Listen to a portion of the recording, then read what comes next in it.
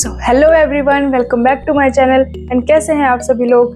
I hope अच्छे होंगे और अपनी प्रिपरेशन अच्छे से कर रहे होंगे जो स्ट्रेटेजी मैंने बताई थी उसके साथ। तो सबसे पहले अगर आपने मेरी प्रीवियस वीडियो नहीं देखी है तो सबसे पहले जाकर वो देखिए, because without pre mains clear नहीं होता। और मैंने उसमें प्री के रिगार्डिंग आपको कैसे स्टार्टिंग करनी है और कैसे आपको बिल्कुल प्रो लेवल तक पहुंच जाना है वो इन डिटेल मैंने बताया हुआ है।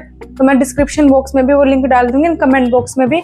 जैसे आपको सुटेबल हो वहां से जाकर वो वीडियो एक बार जरूर देखना, बिकॉज अगर आपका प्री ही क्लियर नहीं होगा तो आप मेंस तक पहुंच ही नहीं पाओगे। तो एक बार उससे पहले आप वो वीडियो चेकआउट कर लेना, ओके। देन उसके बाद हम बात करते हैं मेंस के बारे में।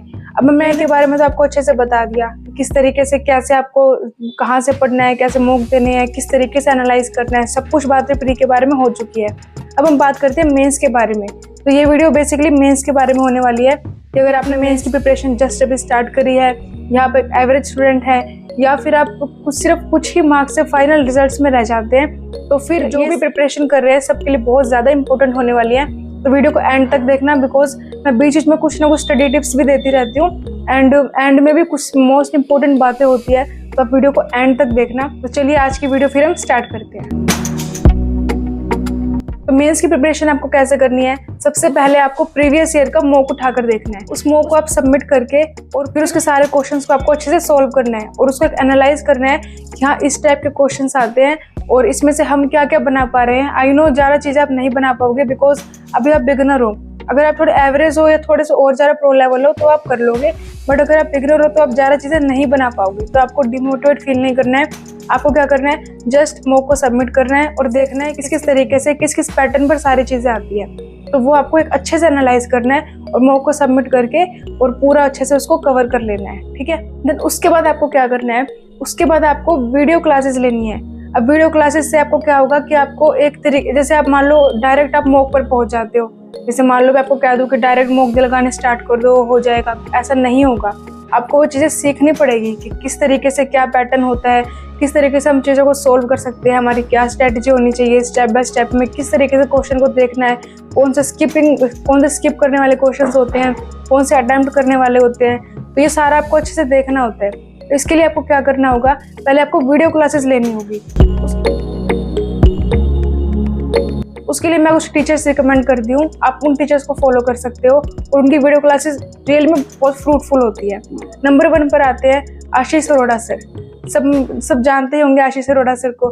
तो उनकी क्लासेस काफ़ी अच्छे लेवल की होती है और वो बहुत अच्छे तरीके से समझाते हैं, तो आप उनको फॉलो कर सकते हैं। सेकंड जो नेम है मैं लेना चाहूँगी हर्षल सर का, जो इन दिनों स्टूडेंट्स में काफ़ी पॉपुलर हो रहे हैं। मैं उनसे नहीं पढ़ी हूँ बट इन दिनों काफ़ी सुनने में आ रहा है कि हर्षल सर बहुत अच्छा पढ़ाते हैं, तो आप उनसे भी पढ़ सकते हैं। लिंक मैं डिस्क्रिप्शन बॉक्स में डाल दूंगी। एंड थर्ड टीचर है मीनाक्षी मैम। मीनाक्षी मैम से मैं पढ़ी हूँ, रियली ऑसम है यार। आप देखना जो स्टूडेंट 0.75 या बहुत कम मार्जिन से इस तरीके से रह जाते हैं, वो मीनाक्षी मैम से पढ़कर देखना, आपको लगेगा कि यार जो क्वेश्चन हम एग्जाम में स्किप करके आए हैं वो सारे क्वेश्चन मीनाक्षी मैम ने बहुत अच्छे से कवर करे हुए हैं।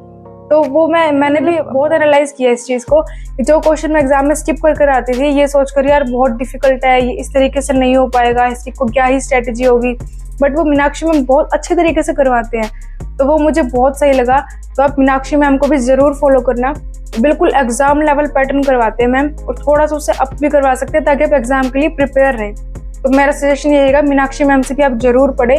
उनकी DI की प्लेलिस्ट अलग से होती है, बहुत अच्छे तरीके से मतलब वो करवाते हैं, आपका लेवल बहुत ज़्यादा बढ़ता जाएगा अगर आप उनसे पढ़ते हो तो ये बात हो गई वीडियो क्लासेस के बारे में। नेक्स्ट हम बात करते हैं कि अब हमने वीडियो क्लासेस से पढ़ लिया, हमने कॉन्सेप्ट भी समझ ली, अब हमें क्या करना है। अब जो भी वीडियो क्लासेस से आप जो भी चीज़ पढ़ो उसको आपको PDF से सॉल्व करना है, बिकॉज जब तक आप खुद से सॉल्व नहीं करोगे चीज़ें आपके माइंड में फिट नहीं होगी। तो आपको उसके लिए क्या करना होगा, आपको गाइडली की PDF मैं सजेस्ट करूंगी, बिकॉज उसमें बहुत अच्छा लेवल दिया हुआ है एग्जाम का। मैंने आपको गाइडली से करने का बेनिफिट क्या है कि आपको ना इधर उधर टॉपिक के लिए ढूंढना नहीं पड़ेगा, आपको सर्च नहीं करना पड़ेगा, आपको डायरेक्टली आप जिस भी टॉपिक पर क्लिक करोगे आपको उसका पूरा PDF मिल जाएगा। एंड सबसे अच्छी बात, अगर आप कहीं अटक जाते हो उसमें आप एक लिंक होता है उस पर क्लिक करके आप वीडियो सोल्यूशन भी देख सकते हो। तो आप वीडियो सोल्यूशन के थ्रू अगर आप कहीं अटक जाते हो तो ये बहुत अच्छी बात है ना कि आपको इधर उधर सबसे पूछना नहीं पड़ेगा, आप डायरेक्ट वीडियो सोल्यूशन पर क्लिक करो, आपको सोल्यूशन आपके सामने है। तो ये बात मुझे बहुत अच्छी लगी, तो इसलिए मैं गाइडली को सजेस्ट करती हूँ कि आप उसके PDF लगाएं और डेली प्रैक्टिस करें। अगर आपको लगता है कि आप मतलब ज़्यादा टाइम नहीं दे पा रहे हैं तो एटलीस्ट देखिए आप एक PDF जरूर सॉल्व करें एंड डेली बेसिस पर करें, तो आप देखना आपका कितना जल्दी आपकी इंप्रूवमेंट होती जाती है। तो ये हो गई PDF के रिगार्डिंग बात। उसके बाद हम चलेंगे क्विजेस की तरफ। धीरे धीरे जब आपका एक बेस बनना स्टार्ट हो जाएगा तो आपको क्विज लगानी बहुत ज़रूरी है, ताकि आप एक टाइम का मैनेजमेंट कर पाएँ अच्छे से एंड उन चीज़ों को अच्छे से इम्प्लीमेंट कर पाएँ। तो क्विजेस के लिए मैं आपको सजेस्ट करूंगी, आप अड्डा की क्विजेस दे सकते हैं, ग्रेडअप की दे सकते हैं, गाइडली की दे सकते हैं एंड कोई भी ऐसी साइट्स जो आपको लगता है कि हाँ यहाँ से क्विजेस हम मतलब कवर कर पा रहे हैं, जो इजी लेवल की है। तो सबसे पहले मैं आपको कहूंगी कि आप अड्डा एंड ग्रेडअप की देना, या कोई भी टेक्स्ट बुक की भी आप क्विजेस लगा सकते हो। बिकॉज आप जब इजी लेवल की थोड़ी लगाओगे ना तो आपको थोड़ा माइंड में ऐसा होगा कि हाँ थोड़ा हमारा लेवल बढ़ रहा है। उसके बाद आप जाना गाइडली पर। तो गाइडली से वैसे स्टार्टिंग में भी लगा सकते हो, ऐसी बात नहीं है, बट ना थोड़ा सा आपको हल्का सा मॉडरेट लेवल लग सकता है। तो आप पहले इजी से स्टार्ट करना, उसके बाद आप गाइडली पर जाना। तो ये हो गई हमारे क्विजेस के रिगार्डिंग बात। अब आते हैं मेन गेम पर। तो मेन गेम क्या होगा? Mock test. अब मॉक टेस्ट आपको कहाँ से देने हैं और कितने देने हैं ये मैं आपको बताती हूँ। तो आपको मॉक टेस्ट देने हैं, अगर आप स्टार्ट कर रहे हो, बिगनर हो जस्ट, तो आपको वीक में एक ही मॉक लगाना है, उसका बहुत अच्छे से एनालाइज करना है, अपनी जो वीकनेस है वो देखनी है, जो आपके टॉपिक्स वीक है उन सबको देखना है, अच्छे से कवर करना है। एंड अगर आप थोड़े एवरेज हो या थोड़े और आप अच्छे से प्रिपेयर कर चुके हो तो आपको वीक में 2 मॉक लगाने होंगे, ठीक है। एटलीस्ट 2 मॉक तो बहुत ज़्यादा जरूरी है। एंड अभी से, ये मैं अभी की बात कर रही हूँ, मैं ये नहीं कह रही हूँ कि अगर आपका प्री क्लियर हो जाएगा उसके बाद या फिर मेंस क्लियर हो जाएगा उसके बाद। जब भी आप मतलब अभी जो आप वीडियो देख रहे हो अभी से ही आप स्टार्ट कर दो एंड अभी से प्रिपरेशन करोगे ना तो मेंस तक आपकी बहुत अच्छी प्रिपरेशन हो जाएगी।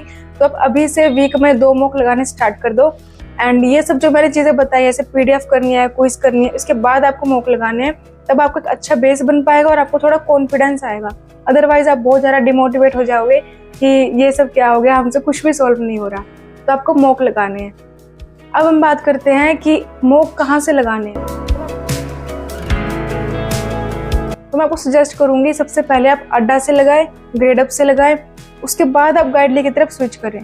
बिकॉज आपको स्टार्टिंग में थोड़ा इजी लेवल लेकर चलना है। तो Adda 247 and Gradeup comparative to Guidely थोड़ा सा इजी लेवल प्रोवाइड करते हैं।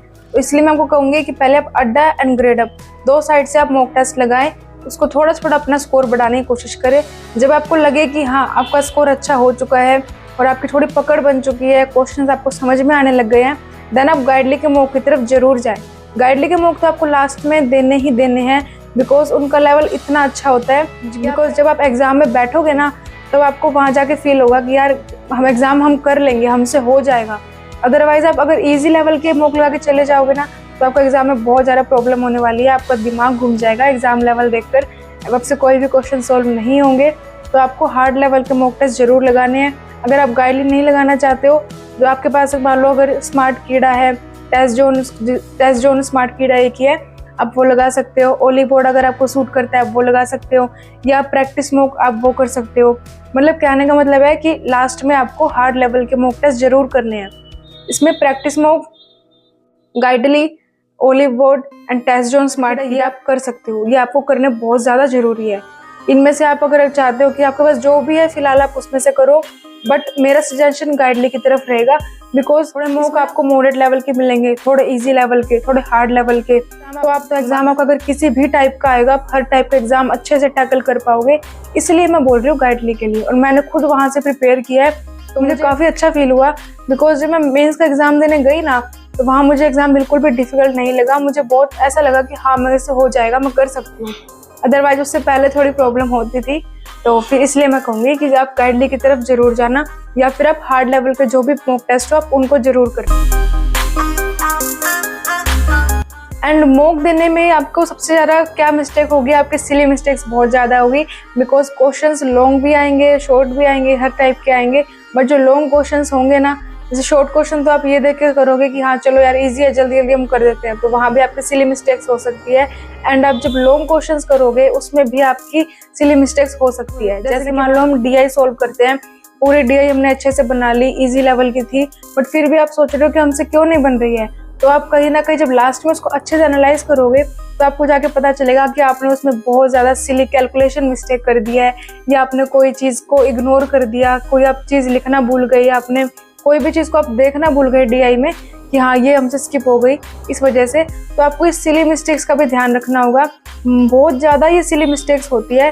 कई बार क्वेश्चन ऐसा होता है कि बहुत ज़्यादा ईजी होता है, बट हम अपनी सिली मिस्टेक्स की वजह से उसको बहुत ज़्यादा हार्ड बना देते हैं और उस पर अपना काफ़ी ज़्यादा टाइम वेस्ट कर देते हैं।